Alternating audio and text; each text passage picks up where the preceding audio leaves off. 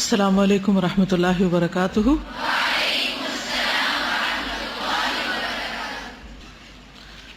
نحمده ونصلی علی رسولہ الکریم، اما بعد فاعوذ باللہ من الشیطان الرجیم، بسم اللہ الرحمن الرحیم، رب اشرح لی صدری ویسر لی امری واحلل عقدۃ من لسانی یفقہوا قولی۔ یہ بتائیے کہ رسول اللہ صلی اللہ علیہ وسلم طویل قیام کیوں کرتے تھے؟ بہت دیر کیوں کھڑے رہتے تھے نماز میں؟ تو اس سے کیا بات پتہ چلتی ہے؟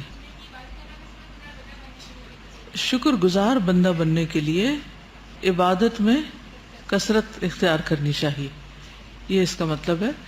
اور اگر ہم عبادت میں تھک رہے ہوں یا ہم پر مشکل ہو رہی ہو یا بھاری ہو رہی ہو تو اس وقت کیا سوچنا چاہیے کہ یہ ہم پر بہت ظلم ہے یا پھر کچھ اور؟ کیا کرنا چاہیے؟ اگر کوئی آپ سے کہے کہ یہ تو آپ اپنے اوپر بہت ظلم کر رہی ہیں، جبکہ آپ مینج کر رہی ہیں، ٹھیک ہے آسان نہیں ہے لیکن ایسا بھی مشکل نہیں کہ جان نکل جائے، تو اس صورت میں کیا سوچنا چاہیے؟ اللہ سبحانہ وتعالیٰ کے ہم پر اتنے احسانات ہیں کہ ہم تو اس کا شکر ادا ہی نہیں کر سکتے، اور اگر ہم تھوڑی بہت محنت کر کے تھک ہی رہے ہیں تو یہ شکر گزاری کی قسم ہے ایک۔ اور اس میں بھی کیا بڑی بات ہے، یہ سب کچھ جو اللہ کی راہ میں ہم لگا رہے ہیں یہ اللہ تعالیٰ ہی کا تو دیا ہوا ہے۔ جان دی ہوئی اسی کی تھی، حق تو یہ کہ حق ادا نہ ہوا۔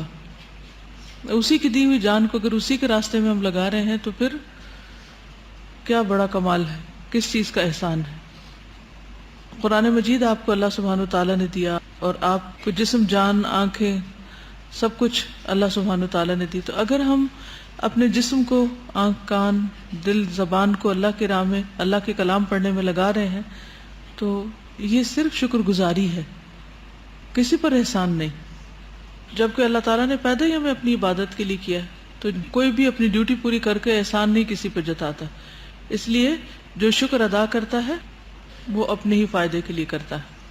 اور رسول اللہ صلی اللہ علیہ وسلم کو چونکہ یہ خوشخبری دے دی گئی تھی کہ آپ کے اگلے پچھلے سب گناہ معاف ہیں، تو اس کے باوجود وہ یہ سب کچھ کرتے تھے۔ تو اس سے کیا پتہ چلتا ہے کہ جب ہمیں یہ پتہ بھی چل جائے یا ہمیں یہ احساس ہی کبھی ہونے لگے کہ ہم نے بہت نیکیاں کر لی ہیں، تو بھی مزید نیکی کرنے سے رہ نہ جائیں، کیونکہ شکر گزار جو ہوتا ہے کبھی بھی اس کا دل نہیں بھرتا۔ منعم اور محسن کے ساتھ جوابی طور پر اچھا رویہ اختیار کرنے سے کبھی بھی وہ تھکتا نہیں۔ تو آپ صلی اللہ علیہ وسلم عبادت اس لیے نہیں کرتے تھے کہ آپ کو کوئی پریشانی تھی یا آپ پر کوئی مشکل تھی تو اس کے حل کے لیے عبادت کریں، سراسر شکر گزاری کے طور پر کرتے تھے۔ ہم عام طور پر نماز وغیرہ یا کوئی اچھا کام کب کرتے ہیں یا دعائیں کب زیادہ مانگتے ہیں؟ جب کوئی مشکل آتی ہے، عام حالات میں اللہ تعالیٰ کو بھول جاتے ہیں۔ تو شکر گزار جو ہوتا ہے وہ نعمت پا کر اللہ کو یاد رکھتا ہے، ٹھیک ہے؟ تکلیف پر عبادت یا دعا یا کسی بھی چیز میں کثرت وہ اپنی جگہ ہے، یہ نہیں کہ نہیں کرنی چاہیے، وہ بھی کرنی چاہیے، لیکن جب کوئی بھی تکلیف نہ ہو، جب کوئی ایسی مشکل نہ ہو، اور پھر خوشی کے ساتھ اللہ سبحانہ وتعالیٰ کی طرف رجوع کرنا، یہ اصل شکر گزاری ہے، اس کے احسانات اور نعمتوں کو یاد کرتے ہوئے۔ اگلی حدیث پہ چلتے ہیں، حدیث نمبر 32، بسم اللہ الرحمن الرحیم۔ عن ابی بکرۃ عن النبی صلی اللہ علیہ وسلم انہ کان اذا جاءہ امر سرور او بشر بہ خر ساجدا شاکرا للہ۔ ابن ماجہ۔ سیدنا ابو بکر رضی اللہ عنہ سے روایت ہے، نبی صلی اللہ علیہ وسلم سے روایت کرتے ہیں کہ جب آپ صلی اللہ علیہ وسلم کے پاس کوئی خوشی کی بات آتی یا آپ خوشی کی کوئی خبر دیے جاتے تو اللہ تعالیٰ کا شکر ادا کرنے کے لیے سجدے میں گر پڑتے۔ ایک اور جیسچر، ایک اور طریقہ ہے شکر گزار ہونے کا، یہ ہے عمل کی شکر گزاری۔ شکر کے نفل نہیں ہے کوئی، شکرانے کے نفل، ٹھیک ہے؟ شکر کے لیے سجدہ ہے، سجدہ شکر ہے۔ یعنی رسول اللہ صلی اللہ علیہ وسلم کو جب کسی چیز کی بشارت دی جاتی تو آپ سجدہ ریز ہو جاتے، اور سجدہ شکر ایسی خوشی والے کام کے لیے ہوتا ہے جس کی کوئی اہمیت ہو، کیونکہ اہم موقع ہو، ہر کام میں نہیں، ٹھیک ہے؟ کیونکہ دن میں آپ کئی بار خوش ہوتے ہیں، تو اگر آپ کو لوگ دیکھیں گے کہ آپ ہر وقت زمین پہ کچھ کر رہے ہیں تو انہیں سمجھ نہیں آئے گی. یعنی جب کوئی بہت اہم خوشخبری ملتی، کوئی فتح کی خوشخبری ملتی، کوئی بہت بڑی چیز سامنے آتی، ورنہ دل میں ہی شکر ادا کر لینا کافی ہوتا ہے. چلیے اس کو دہرائیے. ان ابی بکرۃ عن النبی صلی اللہ علیہ وسلم انہ کان اذا جاءہ امر سرور او بشر به خر ساجدا شاکرا للہ.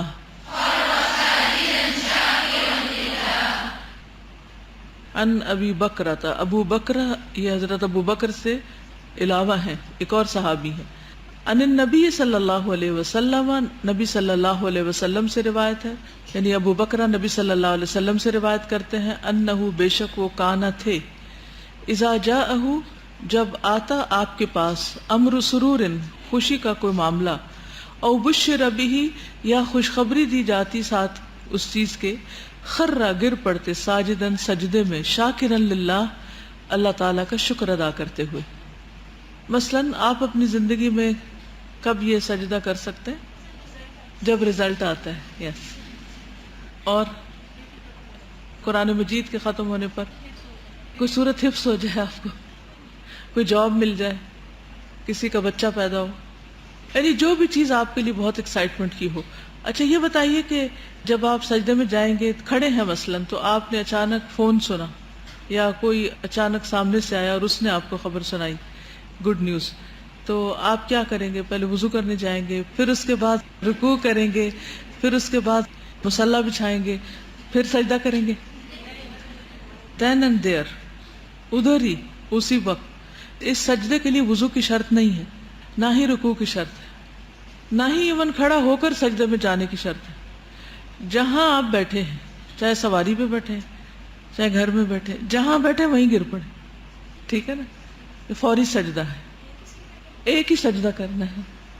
جی سبحان ربی الاعلیٰ پڑھنا ہے، سلام کا حکم نہیں ہے اس میں، صرف سجدہ ہے. ٹھیک ہے.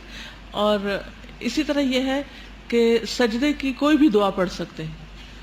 مثلاً اور کون سی دعا ہے سجدے کی؟ سجد وجہ للذی خلقہ وشق سمعہ وبصرہ بحولہ وقوتہ فتبارک اللہ احسن الخالقین. کوئی اور دعا؟ اللہم لک سجدت وبک آمنت. ٹھیک ہے. اور کوئی؟ سبحانک اللہم ربنا وبحمدک اللہم اغفر لی. تسبیح ضروری ہے اور اس کے ساتھ یہ پڑھ لیں. ٹھیک ہے. نہیں، شکرانے کے نوافل نہیں ہوتے، ویسے آپ نفل پڑھتے رہیں، جیسے ہوتا ہے نا توبہ کے نفل، ایسے شکرانے کے نفل کوئی چیز نہیں ہے. یعنی کوئی ایسی نماز آپ صلی اللہ علیہ وسلم نے پڑھی نہیں جس کو شکرانے کی نماز قرار دیا ہو. جی توبہ کے تو ہیں. توبہ کا آتا ہے نا کہ اگر کسی شخص سے گناہ ہو جائے اور پھر وہ اچھی طرح وضو کرے اور نماز پڑھے جس میں کوئی ادھر ادھر کی باتیں نہ سوچے، پھر اللہ تعالیٰ سے معافی مانگے تو اللہ تعالیٰ اس کے گناہ معاف فرما دیتے ہیں. ہر نماز سے پہلے لازم نہ کریں، لیکن نوافل پڑھنے کے جو بھی اوقات ہیں کسی بھی وقت پڑھا جا سکتا ہے. ٹھیک. چاشت کے نفل ایک طرح سے شکرانے کے ہی ہوتے ہیں، لیکن اس کو شکرانے کا نام نہیں دیا جائے گا. کیوں؟ کیونکہ وہ جسم کے 360 جوڑوں کا صدقہ ہوتا ہے. ٹھیک ہے. السلام علیکم استاد. ابھی آپ کہہ رہے ہیں کہ نفل شکرانے کے نہیں ہوتے، میں ابھی تک تو پڑھتی آ رہی تھی، تو پھر کون سی عبادت کی جائے اگر اوور آل اگر شکر آپ اللہ تعالیٰ کا کرنا چاہ رہے ہیں؟ تو اوور آل تو ساری عبادت ہی شکرانے کی، کچھ بھی آپ کریں، لیکن یہ کہنا کہ یہ شکرانے کے نفل پڑھو تو اس کا کہیں آتا نہیں کہ آپ صلی اللہ علیہ وسلم نے کسی کو یہ حکم دیا ہو. قرآن مجید میں اللہ سبحانہ وتعالیٰ نے جو نبی صلی اللہ علیہ وسلم کو فتح کے موقع پر حکم دیا، اذا جاء نصر اللہ والفتح ورأیت الناس يدخلون فی دین اللہ افواجا فسبح بحمد ربک واستغفرہ انہ کان توابا. ٹھیک ہے. تو اس میں آپ کو تسبیح کا حکم دیا گیا کہ آپ اللہ کی تسبیح بیان کریں، استغفار کریں. تو یہ جو تسبیح اور استغفار اور ذکر کی کثرت ہے، جیسے زکریا علیہ السلام کو حکم دیا گیا تھا جب ان کو بیوی کے حمل کی خوشخبری ملی کہ جب تمہیں پتہ چلے تو تم کیا کرنا؟ تسبیح کی کثرت کرنا صبح و شام. اور کسی سے بات نہیں کرنا، تو تسبیح کا ذکر ملتا ہے۔ اسی طرح نماز کا بھی اگرچہ ذکر ملتا ہے، لیکن کوئی ہمیں نماز پرسکرائبڈ ایسے نہیں بتائی گئی، جیسے انا اعطیناک الکوثر فصلی لربک وانحر ان شانئک ھو الابتر، کہ ہم نے آپ کو خیر کثیر عطا کی تو آپ کیا کریں، اپنے رب کے لیے نماز پڑھیں اور قربانی کریں۔ لیکن اب قرآن مجید کی آیت سے تو پتہ چل رہا ہے کہ نماز پڑھیں، لیکن یہ نہیں پتہ چلتا کہ کیا کوئی خاص نماز آپ کو دی گئی تھی۔ آپ کو جو خاص نماز دی گئی تھی وہ تہجد کی نماز تھی، ٹھیک۔ ونحر اور قربانی، جو آپ نے فتح مکہ کے بعد جب حج کا موقع آیا تھا تو آپ نے 100 اونٹوں کی قربانی دی تھی، تو ہم صدقہ خیرات کر سکتے ہیں، تسبیح کر سکتے ہیں، ہم اپنی نماز میں طوالت اختیار کر سکتے، جو نماز پڑھ رہے ہیں اسی کو بہتر اور بنا سکتے ہیں، تہجد پڑھ سکتے ہیں، اشراق چاش جو آلریڈی نوافل ہمیں بتائے گئے ہیں انہی کی پابندی کر سکتے ہیں شکرانے کے طور پر، یعنی جو عبادت آپ کر رہے ہیں نا اسی کی کوالٹی اور بہتر بنا دیں، ٹھیک ہے۔ اور صدقہ خیرات کر دینا چاہیے انسان کو۔ چلیے اگلی حدیث ہے حضرت ابو ہریرہ سے 33، عن ابی ہریرہ عن النبی صلی اللہ علیہ وسلم انہ قال الطاعم الشاکر بمنزلۃ الصائم الصابر، ابن ماجہ۔ سیدنا ابو ہریرہ رضی اللہ عنہ سے روایت ہے، نبی کریم صلی اللہ علیہ وسلم نے فرمایا، کھانا کھا کر شکر ادا کرنے والا صابر روزہ دار کا درجہ پا لیتا ہے۔ دہرائیے، عن ابی ہریرہ عن النبی صلی اللہ علیہ وسلم انہ قال الطاعم الشاکر بمنزلۃ الصائم الصابر۔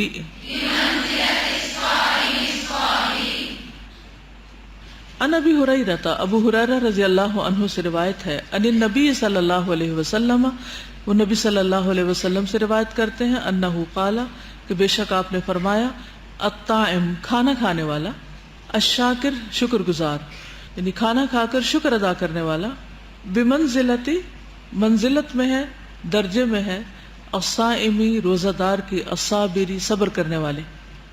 تو ایک طرف الطاعم الشاکر ہے اور دوسری طرف الصائم الصابر ہے، ٹھیک ہے، اور دونوں کے لیے اجر ہے۔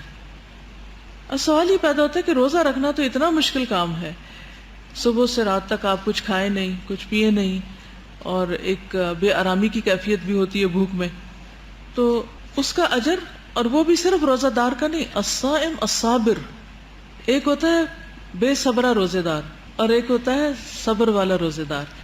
تو بے صبرہ کون سا ہوتا ہے؟ ہائے روزہ لگ رہا ہے، کتنا وقت رہ گیا ہے، کھانے کی چیزوں کو بار بار دیکھے، گھڑی کو بار بار دیکھے، تو یہ بے صبری کی علامت ہوتی ہے۔ اس کے برعکس روزہ رکھنے کے بعد بس معاملہ انسان اللہ کے حوالے کر دے اور کسی کو بتائے بھی نہیں کہ میں روزے سے ہوں، اور اس صبر اور پوری برداشت کے ساتھ روزہ مکمل کرے صرف اللہ سبحانہ و تعالیٰ کی خاطر۔ اور دوسری طرف جس نے روزہ نہیں رکھا وہ شکر گزار ہو کر کھائے اور شکر ادا کرے۔ یہ تو بہت آسان کام ہے، آسان ہے، بظاہر آسان لگتا ہے لیکن آسان نہیں ہے۔ وہ کیوں؟ نمبر 1 شکر ادا کرنا ہی بھول جاتے ہیں ہم، نمبر 2 پہلے شکوہ کر لیتے ہیں پھر شکر ادا کر لیتے ہیں، تو وہ شکوے میں بات چلی گئی۔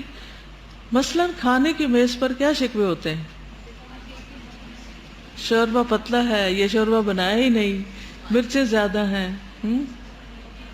سبزی کیوں بن گئی ہے، روز دال بنتی ہے، پہلے کھا بھی لیتے پھر کہتے ہیں مزے کا نہیں تھا، یعنی کوئی نہ کوئی کمنٹ ضرور دے دیتے ہیں۔ اس سے زبان کو روکنا ایک واقعی مشکل کام ہے۔ نبی صلی اللہ علیہ وسلم کا طریقہ کیا تھا؟ اگر کھانا انہیں پسند نہیں آتا، یعنی قدرتی بات ہے بعض وقت کھانا پسند نہیں آتا، تو آپ کیا کرتے تھے؟ چھوڑ دیتے تھے اور خاموشی اختیار کر لیتے تھے، اس پر بولتے نہیں تھے، تبصرے نہیں کرتے تھے۔ اور پھر یہ کہ کھانے کے دوران ہم دنیا کی باتوں میں اتنے مصروف ہو جاتے ہیں کہ ہمیں یہ یاد ہی نہیں رہتا کہ ہم کیا کھا رہے ہیں۔ کچھ لوگ بس صرف کھا رہے ہوتے ہیں، وہ نہیں دیکھتے کیا کھا رہے ہیں، اور اس کی حیت، اس کی کیفیت، اس کے اندر غور و فکر، وہ کچھ بھی نہیں ہوتا۔ اور پھر کھانے کے بعد بھی شکر ادا کرنا بھول جاتے ہیں۔ تو شکر میں 3 چیزیں پائی جاتی ہیں نا. سب سے پہلے تو اعتراف کہ اللہ کی نعمت ہے، پھر اس کے بعد اس بندے کا بھی اعتراف جس نے وہ بنایا ہے، اس کے لیے بھی دل میں قدردانی، پھر اس کے بعد زبان سے تعریف کر دینا، اللہ سبحانہ تعالیٰ کا شکر ادا کرنا، الحمدللہ کہنا، اور جس نے بنایا ہے اس کا بھی شکریہ ادا کر دینا. اور پھر اس کے بعد تیسری چیز کیا ہوگی؟ کھانا کھا کر لمبی تان کے نہیں سو جانا کہ نمازیں چلی جائیں. ٹھیک ہے نا؟ کیونکہ کھانے کے بعد عام طور پر جب قوت ملتی ہے، طاقت ملتی ہے، نشاط ملتی ہے، ایکٹیو ہوتے ہیں آپ، تو پھر کیا ہوتا ہے؟ یا سستی چھا جاتی ہے، دونوں چیزیں ہوتی ہیں. اگر ایک حد کے اندر آپ نے رہ کے کھائی اور صحیح غذا کھائی ہو تو آپ نشیط ہوتے ہیں، ایکٹیو.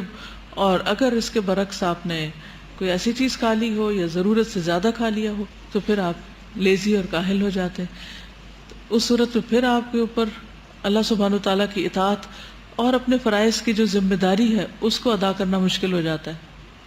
مثلاً سارا دن آپ نے روزہ رکھا اور افطاری ایسی کی کہ تراویح کے وقت نیند آ گئی، تو کیا آپ شکر گزار ہیں اس کھانے پر؟ نہیں، عملی طور پر آپ شکر گزار نہیں ہیں، کیونکہ جو اللہ سبحانہ تعالیٰ کی اطاعت نہیں کرتا وہ شکر گزار نہیں ہوتا. تو حقیقت یہ ہے کہ صبر کرنے والا بھی اپنے رب کے لیے صبر کرتا ہے اور شکر کرنے والا بھی اپنے رب کا شکر ادا کرتا ہے اور رب کی اطاعت کرتا ہے، تو دونوں کا درجہ پھر برابر ہو جاتا ہے. ملا علی قاری کہتے ہیں، ان کی شرح ہے ترمذی کی، تحفۃ الاحوذی اس کا نام ہے. وہ کہتے ہیں کہ سب سے کم درجے کا شکر کھاتے وقت بسم اللہ پڑھے اور جب کھا چکے تو الحمدللہ کہے. یہ منیمم ہے، سب سے کم شکر. اور کم درجے کا صبر یہ ہے کہ اپنے آپ کو ان چیزوں سے روکے رکھے جو روزے کو فاسد کرتی ہیں. مثلا روزے کو کیا چیز فاسد کرتی؟ جتنے بھی زبان کے گناہ ہیں، ٹھیک ہے نا، یا نظر کے گناہ یا کان کے، یعنی روزہ رکھ کے اللہ کی نافرمانی کے کام کرنا روزے کو فاسد کرتا ہے. یا پھر ٹیکنیکلی روزہ رکھ کے پھر بے صبرے ہو کے توڑ دینا، یہ بھی اسی میں آ جاتا ہے. تو کھانے کا شکریہ کیا ہے کہ کھایا جائے تو اللہ کا نام لیا جائے، جب کھا چکے تو اللہ کا نام لیں، بسم اللہ سے آغاز کریں اور الحمدللہ پر اختتام کریں. جیسے نماز کی ابتدا ہوتی ہے نا اللہ اکبر کہہ کے اور اختتام سلام پر ہوتا ہے، تو اسی طرح مومن کے لیے کھانا بھی عبادت ہوتا ہے اگر وہ اس وقت اللہ سبحانہ تعالیٰ کی یاد اور اس کی نعمتوں کی قدردانی کے ساتھ اس نعمت کو استعمال کرتا ہے. وہاں پہ میں نے کھانے کے دوران شکر کرنا سیکھا تھا تب، اور میرا اس عرصے میں جو ایکسپیرینس رہا ہے، جو پریکٹیکل میں نے فیل کیا کہ جب ہر نوالے کے ساتھ ہم فیل کر کے شکر کرتے ہیں، ایک تو یہ کہ کھانا درمیانہ یا جیسا بھی بنا ہو وہ اچھا لگتا ہے، اور دوسرا یہ کہ میری بھوک کم ہو گئی ہے، میں بھوک رکھ کے کھانے میں کامیاب ہو گئی ہوں. الحمدللہ. الحمدللہ. جی بالکل، کیونکہ کھانے کے دوران ہم بہت زیادہ باتیں شروع کر دیتے ہیں تو پھر بھول جاتے ہیں کہ اللہ تعالیٰ نے ہمیں کیا نعمت دی ہے، اور پھر آخر میں شکر بھی ادا نہیں کرتے کیونکہ وہ باتوں کا سلسلہ وہ آخر میں بھی ختم نہیں ہوتا. بعض لوگ ٹی وی کے آگے بیٹھ کے کھاتے رہتے ہیں، بعض کمپیوٹر کے آگے بیٹھ کے کھاتے ہیں، اور بعض راہ چلتے کھاتے ہیں، کھڑے ہو کے کھاتے ہیں، بک کھول کے پڑھتے وقت. یہ منع نہیں ہے کہ بک کھول کے آپ نہیں کھا سکتے، لیکن یہ ہے کہ اس میں یہ دھیان رہے کہ کیا کھا رہے ہیں. فوڈ ہیبٹس کے بارے میں ایک ریسرچ دیکھی تھی میں نے، اس میں یہ تھا کہ جو چھوٹے بچے ہوتے ہیں اسپیشلی 10 ایئرس کی ایج تک، جب وہ ٹی وی کے سامنے یا کسی ویڈیو گیم کھیلتے ہوئے کھاتے ہیں تو وہ آلموسٹ ڈبل دا اماؤنٹ کھاتے ہیں، جس کی وجہ سے یہ جو ویسٹرن کنٹریز میں جو بہت موٹے موٹے بچے ہوتے ہیں اس کی بڑی وجہ یہی ہے کہ وہ کیونکہ انوالوڈ ہوتے ہیں کسی نہ کسی کام میں تو انہیں پتہ نہیں چلتا، ان کی بھوک بڑھ جاتی ہے. کیونکہ وہ پھر نہ تو دیکھتے ہیں فوڈ کو، نہ سونگتے ہیں، نہ ہی اس کے اوپر غور کرتے ہیں، اور آنکھ بند کر کے کھاتے چلے جاتے ہیں، تو obviously پھر ایکسٹرا جاتا ہے اندر. آپ کو معلوم ہے نا کہ امام مسلم ایک حدیث تلاش کر رہے تھے اور ان کے پاس کھجوروں کا ٹوکرا پڑا ہوا تھا، اور وہ کھجور کھاتے رہے اور کھاتے رہے اور کھاتے رہے، اور اتنے میں وہ حدیث تو مل گئی جس کو تلاش کر رہے تھے، لیکن وہ ایسے بیمار ہوئے کہ اسی میں ان کی ڈیتھ ہو گئی. تو اس کے اندر دونوں چیزیں ملتی ہیں. ایک تو یہ کہ جب کام کرتے ہوئے ہم کھاتے ہیں تو ہمیں بالکل احساس نہیں رہتا کہ ہم نے کتنا کھا لیا. بعض اوقات سارا کھانا کھا چکتے ہیں، ہمیں لگتا ہے ہم نے کچھ نہیں کھایا اور بھوک ختم نہیں ہوتی. دوسرا یہ ہے کہ ان لوگوں کا انہماک کھانے سے زیادہ علم کے لیے تھا، یعنی اس سے یہ بات بھی پتہ چلتی. جی ابھی جو انہوں نے بات کی کہ ٹی وی یا میڈیا یا کسی اور چیز میں جب انسان منہمک ہوتا ہے تو وہ زیادہ کھاتا ہے، اور یہ بالکل صحیح بات ہے کہ اگر کھانا کھاتے وقت اٹینشن ڈائیورٹیڈ ہوتی ہے، ایک طرح سے سسٹم سن ہو جاتا، تو واقعی وہ جو ایک ملتا ہے نا برین کو میسج کھا لیا، وہ میسج نہیں جا رہا ہوتا، کیونکہ وہ آ بھی رہا ہوتا ہے تو اس میسج پہ غور نہیں کرتے. تو ابھی مجھے کوئی بتا رہا تھا کہ امریکہ میں چونکہ وہ بہت زیادہ بیف کی پروڈکشن انہیں کرنی پڑتی ہے، تو آج کل وہ اینیملس کو انہوں نے ٹی وی میں دکھایا کہ ایک طرح سے سن سا کر دیتے ہیں، تو پھر وہ بیچاری گائے کا منہ کھول کے نا اندر نوالے ڈالتے جاتے ہیں، جو فیڈ ہے وہ ڈالتے جاتے ہیں، اور اس بیچاری کا سسٹم اتنا سن ہے کہ وہ ریفیوز نہیں کر رہی ہوتی، تو وہ ایکسٹرا ڈال کے نا اب نارملی انہیں جلدی پالتے ہیں تاکہ وہ کمرشل لیول پہ جلدی وہ تیار ہو جائے. یہی حال ہمارے سسٹم کا ہوتا ہے جب ہم کہیں اور مشغول ہوتے ہیں، ذہن کہیں اور ہوتا ہے اور کھا کچھ اور رہے ہوتے ہیں. ہر انسان کا مزاج فرق ہے نا، کچھ لوگوں کے لیے کھجور بھی بہت زیادہ ہو جاتی ہے، اور کچھ لوگ 3 5 7 تک تو نبی صلی اللہ علیہ وسلم نے فرمایا جیسے اجوا کھجور کھانے سے زہر اور جادو وغیرہ اثر نہیں کرتا. لیکن اس رمضان میں مجھے اتفاق ہوا دیکھنے کا، تراویح کے بعد لوگ باقاعدہ دسترخوان بچھا کر پورے ڈھیر کھجور کے رکھ دیتے تھے، ڈھیر ہوتے تھے، اور چاروں طرف بیٹھ جاتے تھے اور صرف کھجور کھا رہے ہوتے تھے. تو مجھے دیکھ کے ڈر لگ جاتا تھا، یا اللہ ان کا بنے گا کیا. لیکن وہ ٹھیک ٹھاک رہتے ہیں، وہ روز وہیں ہوتے تھے اور روز ان کے دسترخوان اسی طرح لگے ہوتے تھے، کیونکہ ان کی اسٹیپل فوڈ جو ہے وہ کھجور ہے. مثلا مدینہ والوں کا کھانا جو تھا وہ کھجور تھا. تو جب مہاجرین ہجرت کر کے گئے مکہ سے، تو بعض نے یہ شکایت کی کہ کھجوریں کھانے کی وجہ سے ہمارے پیٹ جل گئے، مطلب بہت ہمیں یہی کھانے کو بار بار ملتا ہے، کیونکہ وہاں پر گندم تو نہیں اگتی مکہ مدینہ میں، تو اگر آتی بھی تھی تو باہر سے آتی تھی، امپورٹ ہوتی تھی. تو جو چیز امپورٹ ہوتی ہے وہ زیادہ سے زیادہ کتنی ہو سکتی، تو آپ کو اپنی لوکل جو کراپ ہوتی ہے اسی کو استعمال کرنا پڑتا ہے.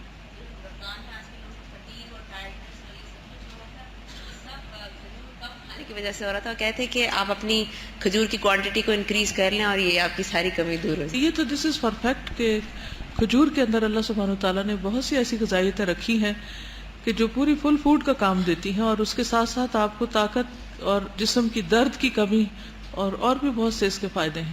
مثلا انفیکشنز کو بھی روکتی، ہارمونل سسٹم کو بہتر بناتی. چلیے پھر اس کے بعد اگلی حدیث ہے کہ کس طرح دل اور زبان سے شکر ادا کرنا. اب دیکھیے کہ شکر ادا کرنے کے طریقے بتائے جا رہے ہیں، تو اس میں کہیں بھی نوافل کا ذکر آپ کو نہیں ملے گا. سجدے کا ذکر ملا، جزاک اللہ کا ذکر ملا، پھر اس کے بعد زبان سے شکر کیسے ادا کیا جائے. عن ثوبان قال لما نزل في الفضة والذهب ما نزل قالوا فأي المال نتخذ قال عمر فأنا أعلم لكم ذلك فأودع على بعيره فأدرك النبي صلى الله عليه وسلم وأنا في أثره فقال يا رسول الله صلى الله عليه وسلم أي المال نتخذ فقال ليتخذ أحدكم قلبا شاكرا ولسانا ذاكرا وزوجة مؤمنة تعين أحدكم على أمر الآخرة رواہ ابن ماجہ کتاب النکاح. سیدنا ثوبان رضی اللہ عنہ فرماتے ہیں کہ جب سونے چاندی کے بارے میں قرآن میں نازل ہوا تو لوگوں نے کہا ہم کون سا مال رکھ سکتے ہیں. حضرت عمر نے کہا میں تمہیں بتاتا ہوں. پھر اپنے اونٹ کو تیز دوڑایا اور نبی اکرم صلی اللہ علیہ وسلم تک جا پہنچے اور میں ان کے پیچھے تھا. حضرت عمر نے عرض کیا اے اللہ کے رسول صلی اللہ علیہ وسلم ہم کون سا مال رکھ سکتے ہیں؟ تو آپ نے فرمایا تم میں سے ہر ایک کو چاہیے کہ شکر کرنے والا دل اور ذکر کرنے والی زبان اور مومنہ بیوی رکھے جو آخرت کے معاملے میں تمہاری مدد کرے. دہرائیے. عن ثوبان قال لما نزل في الفضة والذهب ما نزل قالوا فأي المال نتخذ قال عمر فأنا أعلم لكم ذلك فأودع على بعيره فأدرك النبي صلى الله عليه وسلم وأنا في أثره فقال يا رسول الله أي المال نتخذ فقال ليتخذ أحدكم قلبا شاكرا ولسانا ذاكرا وزوجة مؤمنة تعين أحدكم على أمر الآخرة. لفظی ترجمہ دیکھ لیجیے. ان ثوبان، ثوبان رضی اللہ عنہ سے روایت ہے، قالا کہتے ہیں، لما جب نزل نازل ہوئی یعنی آیت فی الفضة والذهب چاندی اور سونے کے بارے میں، ما نزل جو نازل ہوئی، قالو تو انہوں نے کہا، فأی المال تو کون سا مال، نتخذ ہم رکھیں، یعنی لوگ آپس میں باتیں کرنے لگے کہ ہم کون سا مال لیں پھر یہ دونوں چیزیں نہیں تو. قال عمر کہا عمر نے، فأنا أعلم لكم پس میں بتاتا ہوں تم کو، ذالک اس کے بارے میں. فأودع على بعیرہ تو دوڑایا انہوں نے اپنے اونٹ کو. فأدرک النبی صلی اللہ علیہ وسلم تو پا لیا نبی صلی اللہ علیہ وسلم کو. وأنا فی اثری اور میں ان کے پیچھے پیچھے تھا. کن کے؟ حضرت عمر کے. کون؟ ثوبان. فقال تو انہوں نے کہا، یا رسول اللہ، اے اللہ کے رسول صلی اللہ علیہ وسلم، ای المال نتخذ ہم کون سا مال اختیار کریں؟ فقال تو فرمایا، لیتخذ احدکم چاہیے کہ تم میں سے ایک اختیار کرے قلبا شاکرا شکر گزار دل، ولسانا ذاکرا اور ذکر کرنے والی زبان، وزوجتا مؤمنتا اور ایماندار بیوی، تعین احدکم مددگار ہو تمہارے لیے، مدد کرے تم میں سے ایک کی، علی امر الآخرۃ آخرت کے معاملے میں. بہت خوبصورت حدیث ہے اور اس میں بہت سارے اچھے اچھے سبق موجود ہیں. سب سے پہلی بات تو یہ ہے کہ صحابہ کرام کا قرآن مجید میں غور و فکر کرنا اور اس سے بھی زیادہ فوری طور پر عمل کرنے کا شوق کس قدر زیادہ تھا. جب یہ آیت نازل ہوئی کہ والذین یکنزون الذہب والفضة ولا ينفقونها فی سبیل اللہ فبشرہم بعذاب علیم یوم یحمى علیہا فی نار جہنم فتکوی بہا جباہہم وجنوبہم وظہورہم ھذا ما کنزتم لانفسکم. مفہوم اس کا کیا ہے آیت کا؟ کہ وہ لوگ جو سونا چاندی جمع کرتے ہیں اور اس کو اللہ کے راستے میں خرچ نہیں کرتے، یعنی اس کی زکوٰۃ نہیں دیتے، تو ان کو دردناک عذاب کی بشارت دے دو. جس دن یہ سونا چاندی جہنم کی آگ میں تپایا جائے گا، پھر اس تپے ہوئے سونے سے یا چاندی سے ان کے چہروں اور پیٹھوں کو داغا جائے گا اور ان سے کہا جائے گا، یہ ہے وہ مال جو تم نے جمع کر کے رکھا، تو آج مزہ چکھو اس مال کا جو تم جمع کرتے تھے. فذوقوا ما کنتم تکنزون. تو لوگ بہت فکر مند ہوئے کہ سونا چاندی جمع کرنا تو ٹھیک نہیں، اب کیا کریں، اب کچھ اور جمع کرنا چاہیے کیونکہ مال تو رکھنا ضرورت ہے، اب کیا کریں. وہ ابھی یہ باتیں کر ہی رہے تھے تو حضرت عمر سبقت لے گئے، کہنے لگے میں ابھی تم کو بتاتا ہوں. خود تو انہیں نہیں پتا تھا کیا کریں، تو فوراً آگے بڑھے، اونٹ پہ بیٹھے اور اونٹ دوڑا کر نبی صلی اللہ علیہ وسلم کے پاس پہنچے. فوراً سواری لی کہ ابھی پتہ کرتے ہیں جا کے اور آ کر دوسروں کو بھی بتاتے ہیں. تو حضرت ثوبان نے دیکھا وہ جا رہے ہیں، وہ پیچھے چل پڑے، وہ بھی نہیں رکے. تو جب وہ پہنچے تو حضرت عمر نے سوال کیا کہ اللہ کے رسول صلی اللہ علیہ وسلم، ہم کون سا مال اختیار کریں جس پر ہماری پکڑ نہ ہو؟ تو آپ نے فرمایا، لیتخذ احدکم قلبا شاکرا، بہترین مال اور خزانہ کیا ہے؟ شکر گزار دل، ولسانا ذاکرا ذکر کرنے والی زبان، وزوجتا مؤمنتا مومن بیوی جو اپنے شوہر کی آخرت کے معاملے میں مددگار ہوتی. یہ سب سے بڑے خزانے، یہ دنیا کی بہترین متاع ہے. جیسے کہ ایک اور حدیث میں آتا ہے نا کہ الدنیا متاع وخیر متاع الدنیا المرأة الصالحہ. دنیا متاع ہے، فائدے کی چیز ہے، اور دنیا کی سب سے بہترین فائدے کی چیز کیا ہے؟ نیک بیوی، اچھی بیوی. اور اچھی بیوی کی پہچان کیا ہے؟ کہ جو شوہر کی آخرت کے معاملے میں فکر مند ہوتی. تو اس سے یہ بھی پتہ چلتا ہے کہ یہ کام عورت کے حصے میں آیا ہے کہ اپنی بھی فکر کرے، بچوں کی بھی کرے اور شوہر کی بھی کرے. کیونکہ بہت سی خواتین ڈیسپریٹ ہو کے کہتی ہیں کہ شوہر کو کرنا چاہیے نا، ہسبینڈ قوام ہے، اسے سب کی ذمہ داری لینی چاہیے. ٹھیک ہے، اس کی بھی ذمہ داری ہے، لیکن بعض اوقات اکیلا ہسبینڈ کچھ بھی نہیں کر سکتا. کتنے ہی شوہر ایسے ہوتے ہیں جو خود بہت نیک ہوتے ہیں لیکن بیوی پر ان کی ایک نہیں چلتی، وہ بالکل نہیں مانتی. لیکن یہ ہے کہ نیک بیوی جس کو مل جائے اس سے بڑا خزانہ کوئی نہیں، کیونکہ اس سے دنیا بھی سنور جاتی اور آخرت بھی سنور جاتی. اور اگر کسی بیوی کے اندر یا عورت کے اندر مال کا لالچ ہو، وہ سونے چاندی سے باہر نہ نکلے اور شکر گزار دل نہ ہو اس کا، اور خود اس کا شوق ذکر نہ ہو، اور نہ اس کو اپنی فکر ہو، نہ آل اولاد کی اور نہ شوہر کی، تو پھر ایسی بیوی جو ہے وہ وبال جان بن جاتی. اور آپ نے اس حدیث میں کیا دیکھا اور کیا بات سمجھ میں آئی؟ جی، تو اپنے سے کمپیئر کیجئے کہ جب کوئی آیت آپ سنتی ہیں، کوئی پڑھتی ہیں اور بات سمجھ نہیں آتی تو پھر آپ کدھر دوڑتی؟ پوچھتی ہیں یا کہتی ہیں کوئی بات نہیں، یہ کون سا امتحان میں آنا ہے؟ قرآن عمل کے لیے، آپ جو کچھ پڑھ رہے ہیں یہ سب کچھ کس لیے؟ تاکہ عمل میں آ جائے. اور سب سے زیادہ حرص اور فکر بھی اسی چیز کی ہونی چاہیے کہ ہمارا عمل بدل جائے. اور اس کے لیے کیا ضروری ہے؟ پہلے درجے پر فہم، سمجھ آئے گی تو عمل بدلے گا، ورنہ اگر سمجھ ہی الٹ آئی تو پھر عمل بھی ویسا ہی ہوگا.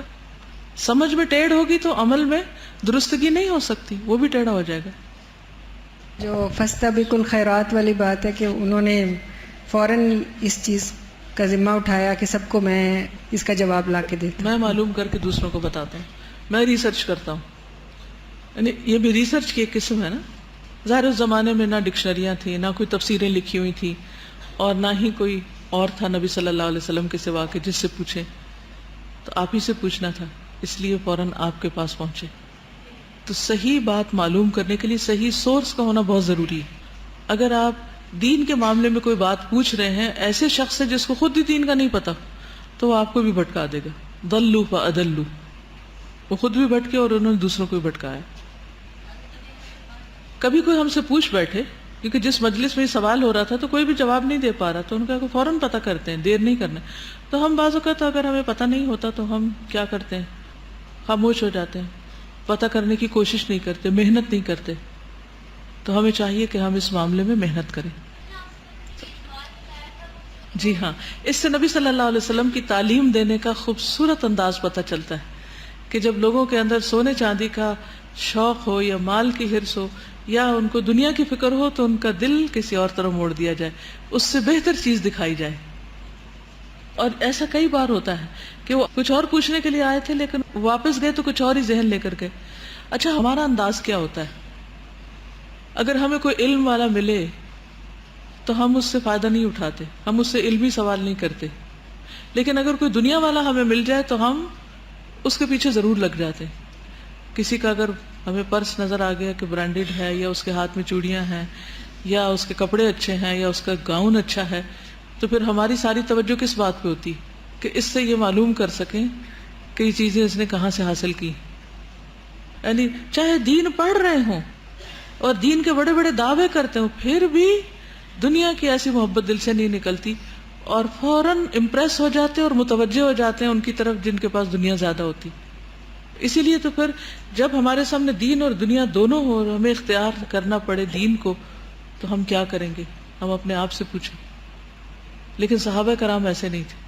ایسا نہیں ہو کہ وہ صوبان کہتے ہیں کہ پھر حضرت عمر کا تو چہرہ ہی اتر گیا اور کہ یہ کیا بات ہوئی، ہم کیا پوچھنے آئے تھے اور ہمیں کیا جواب ملا، ہم تو مال کی بات کر رہے تھے اور یہاں تو کچھ اور ہی سکھا دیا گیا.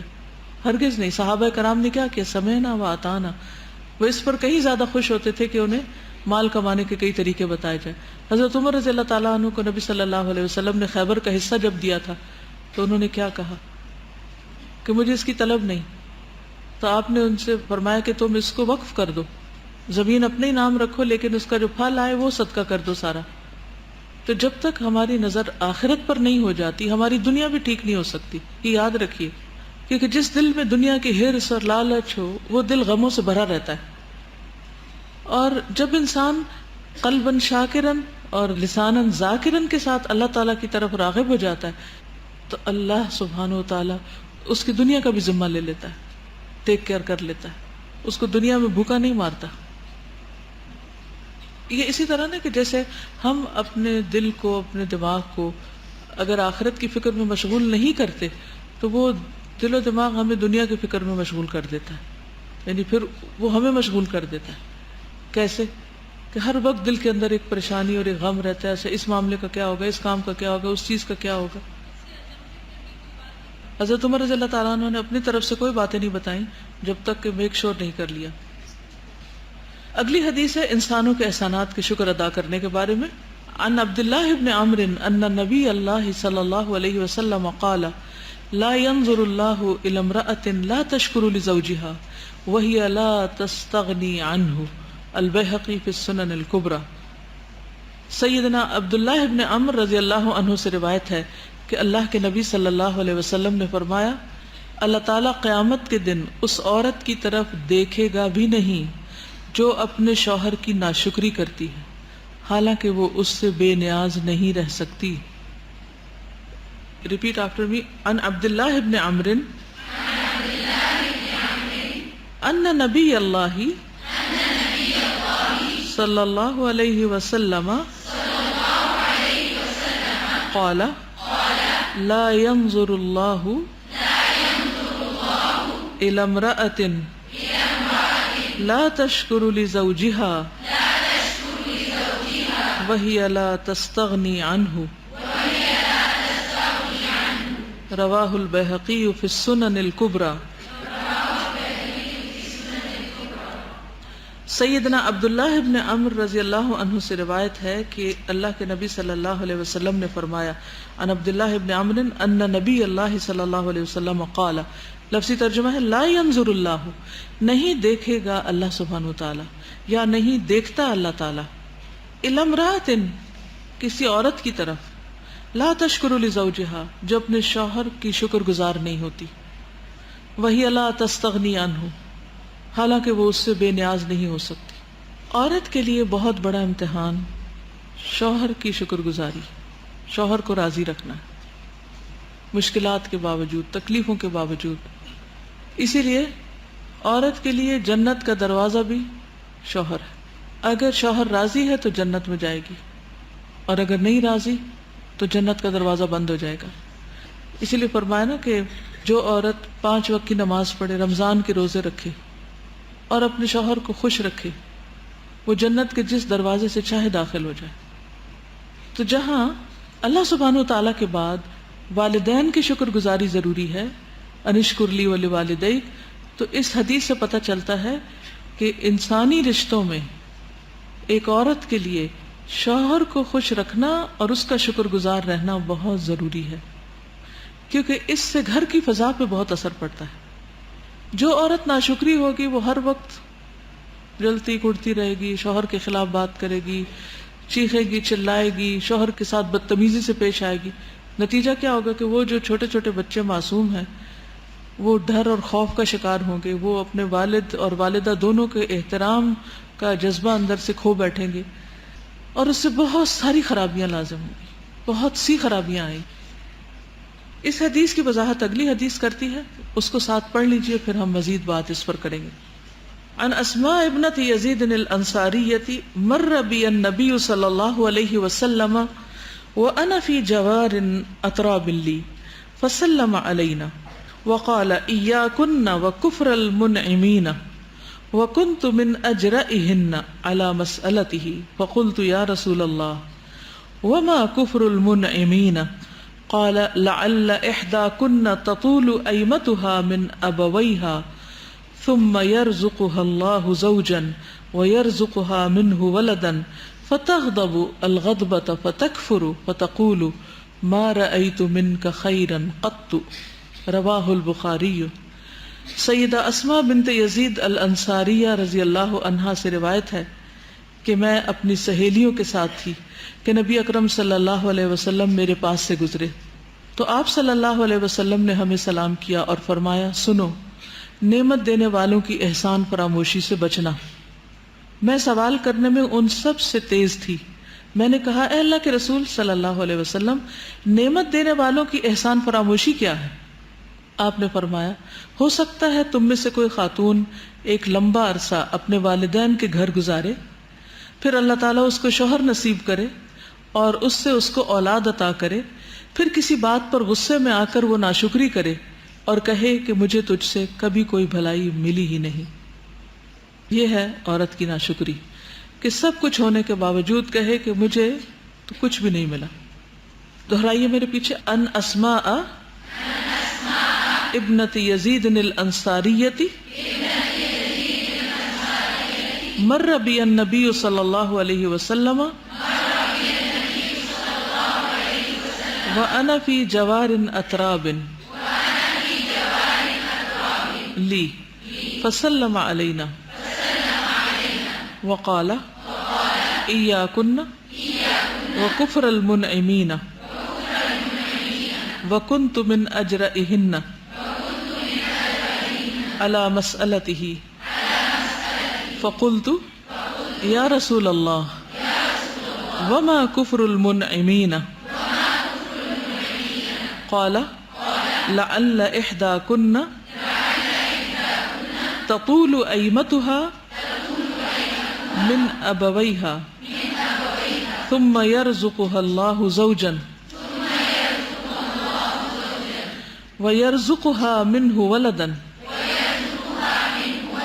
فتغضب الغضبة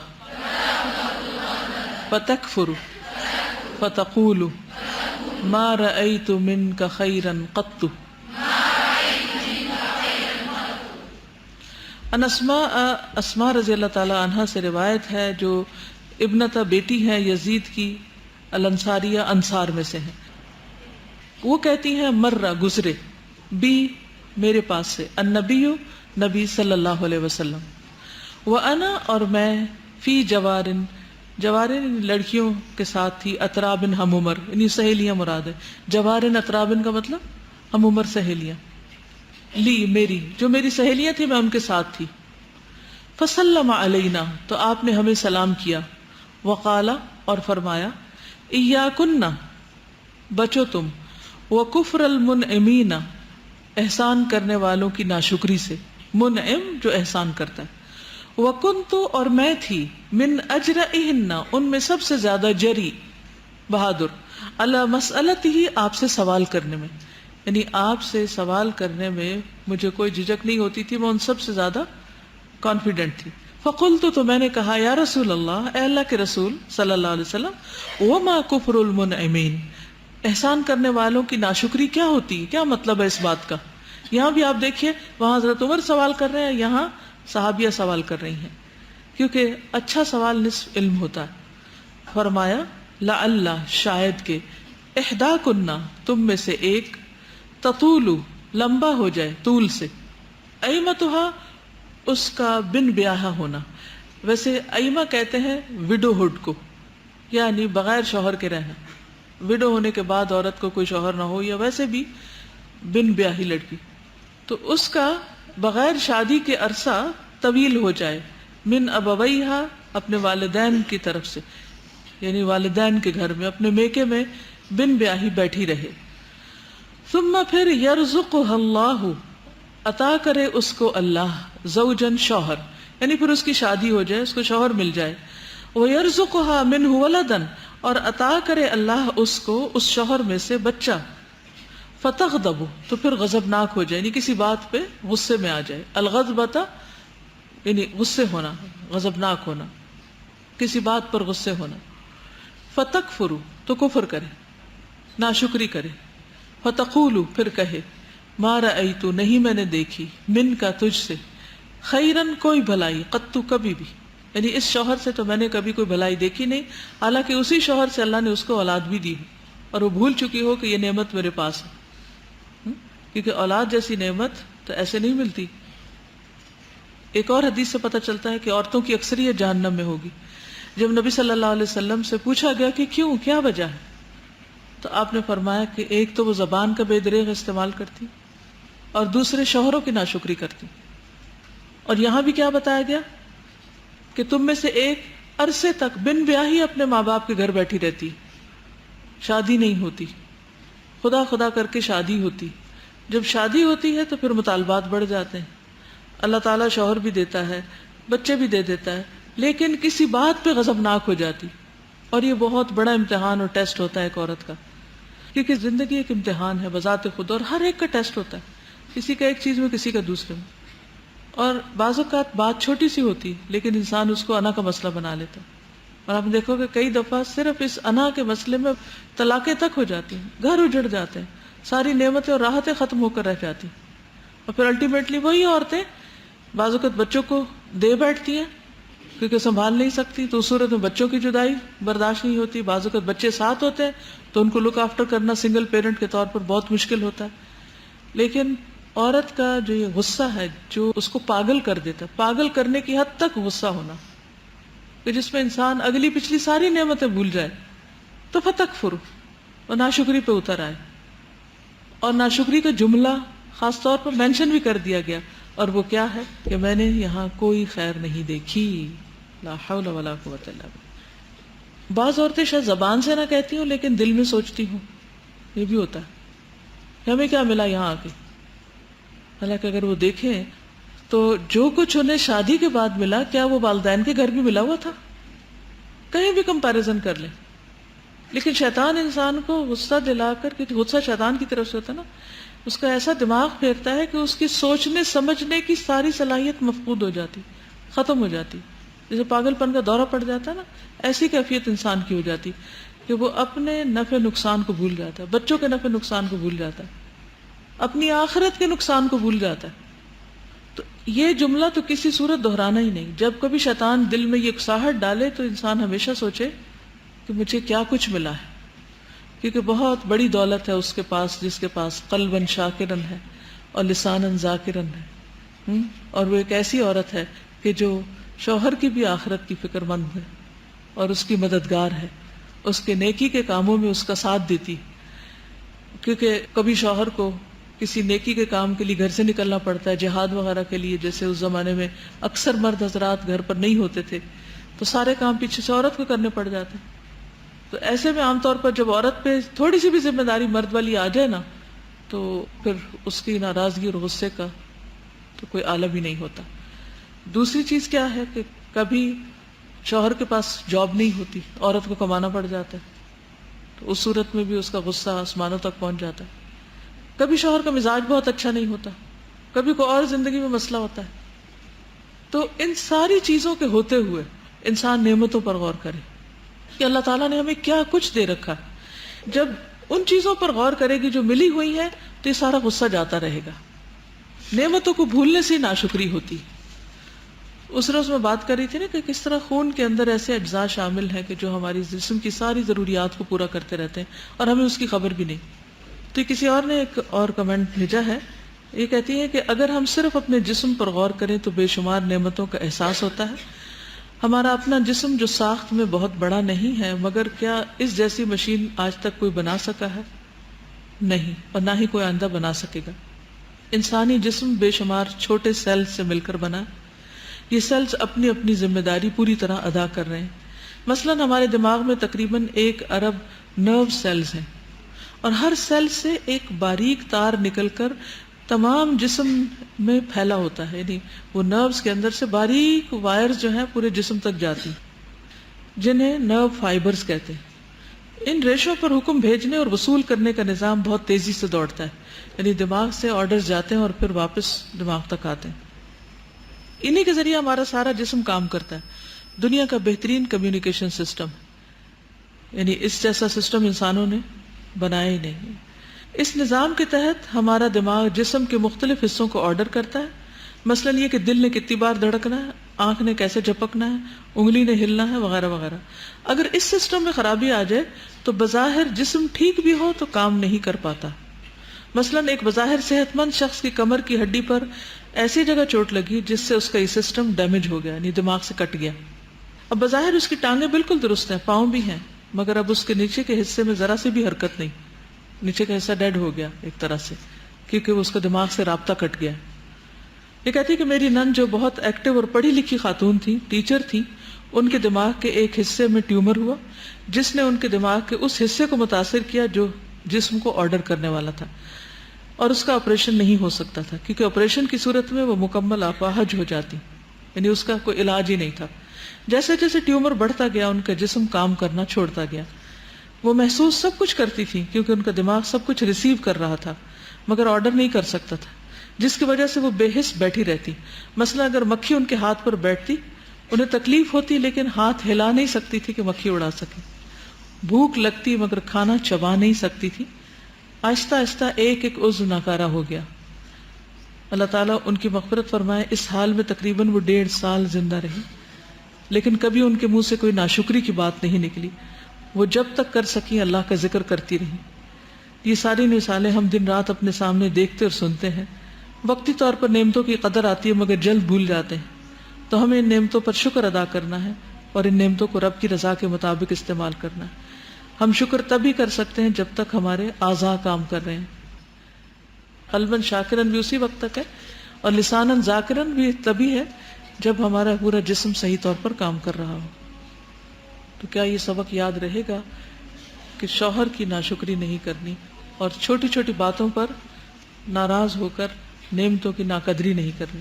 کیونکہ ہسبینڈ وائف میں جب کمیونیکیشن ختم ہوتی ہے تو بہت سے نقصانات ہو جاتے ہیں، بہت سے فیصلے غلط ہو جاتے ہیں جن پر بعض اوقات انسان زندگی بھر پچھتاتا رہتا ہے. کیونکہ ایک گھر کے اندر ہر دن ایک نیا دن ہوتا ہے، اس میں نئے چیلنجز ہوتے ہیں.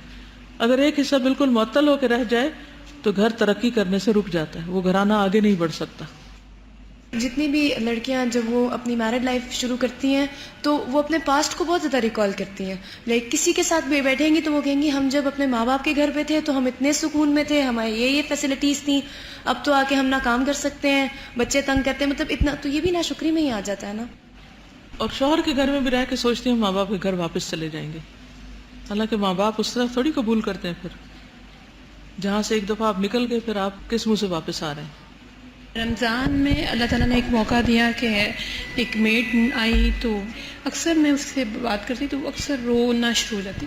ایک دن میں نے اسے بٹھا کے پوچھا، سارا کنکلوژن یہ نکلا کہ ہسبینڈ سے 3 سال سے الگ تھی، 3 بچے لے کے آئی ہوئی تھی، اور جو مین فیکٹر کاز تھا وہ ناشکری کی بنا پہ علیحدگی ہوئی تھی. پھر میں نے اپنے ہسبینڈ کی مدد سے اس کے ہسبینڈ سے کانٹیکٹ کیا تو اس کے ہسبینڈ کے جو الفاظ تھے وہ یہی تھے کہ سب کچھ ہونے کے باوجود زیرو پہ لے جاتی تھی. اور دوسری چیز کہ پیرنٹس کے ساتھ جا کے یہ ساری باتیں کرتی تھی کہ میں نے ایک دن سے کوشچن کیا کہ تم کیا ہسبینڈ کے پاس جو 3-4 سال رہی ہو، 3 بچے ہوئے ہیں، تو تم اسی طرح 4-4 5-5 گھروں میں کام؟ تو کہتی ہے میں نے کبھی کام نہیں کیا اس کے ساتھ. میں نے کہا اس سے بڑی تمہارے لیے کیا اس کی طرف سے خیر تھی کہ اس کو تمہیں گھر میں رکھا ہوا تھا. اور الحمدللہ کچھ دن اس کے ساتھ رہی اور اس کے ہسبینڈ سے بھی میرے ہسبینڈ کرتے رہے تو ان کی دونوں کی سیٹلمنٹ ہو گئی الحمدللہ. 1 ماہ سے وہ اب ساتھ ہیں، اللہ تعالیٰ ان کو ساتھ ہی رکھے. عام طور پر اس میں بعض اوقات ہسبینڈ وائف دونوں بس نارمل زندگی گزار رہے ہوتے ہیں، اس گاڑی کو ہچکولے لگتے رہتے ہیں، اوپر نیچے ہوتے رہتے ہیں، کیونکہ 2 بندوں کے کبھی بھی مزاج ایک جیسے نہیں ہو سکتے. لیکن افسوس کے ساتھ یہ کہنا پڑتا ہے کہ بعض اوقات خاندان کے دیگر افراد اور خصوصاً میکے سے بعض اوقات کچھ لوگ اس تعلق کے اندر خرابی پیدا کر دیتے ہیں، کیونکہ وہ باہر سے دیکھ رہے ہوتے ہیں، اور خصوصاً جن کی اپنی شادی نہیں ہوئی بھی ہوتی اور وہ ایک بہت آئیڈیلسٹک ورلڈ میں رہ رہی ہوتی ہیں لڑکیاں. یعنی وہ لڑکی ہے، اس کی بہنیں ہیں یا اور رشتہ دار ہیں یا سہیلیاں ہی، بعض اوقات صرف دوستیں گھر خراب کر دیتی ہیں، کیونکہ چھوٹی چھوٹی ناراضگی سے لوگ فوراً اپنے دوستوں کو، رشتہ داروں کو انفارم کرتے ہیں. اب اس سے کیا ہوتا ہے کہ وہاں سے غلط مشورے ملتے ہیں جس کے نتیجے میں کام بگڑ جاتا ہے. ہماری فیملی میں ایک بزرگ تھے تو وہ بیچارے یہ کہتے یعنی وہ بات ہے نا، شکر جو ہے یہ ایک رویہ ہوتا ہے. تو وہ اپنی وائف سے کہتے تھے کہ 14 سال تم اپنے ماں باپ کے گھر رہی اور 50 سال تمہیں میرے ساتھ ہو گئے، تمہیں میرے ساتھ 50 سالوں میں کوئی خیر نظر نہیں آئی اور تمہیں وہ 14 سال ابھی تک نہیں بھولتے جو تم پیرنٹس سے گھر گزار کر رہی ہو. اور دوسری چیز جو شکر کا رویہ ہے، جیسے وہ ہمارے اندر بہت چینج لے کر آتا ہے. تو میں جن لوگوں سے سال بعد ملی، 1.5 سال بعد ملی، میری تو شکل ویسی ہے، ویسے ہی میرا کھانا پینا اٹھنا بیٹا. آپ یقین کریں کافی لوگ ایسے ہیں جن سے میری ایک جگہ میں گئی ملاقات اور مجھے سب نے جو ایک بات کہی، اچھی تو آپ پہلے بھی تھے لیکن اب اور زیادہ پیاری ہو گئی ہو. وہ شاید شکر کا جذبہ ہے جو اطمینان لے آتا ہے. بالکل.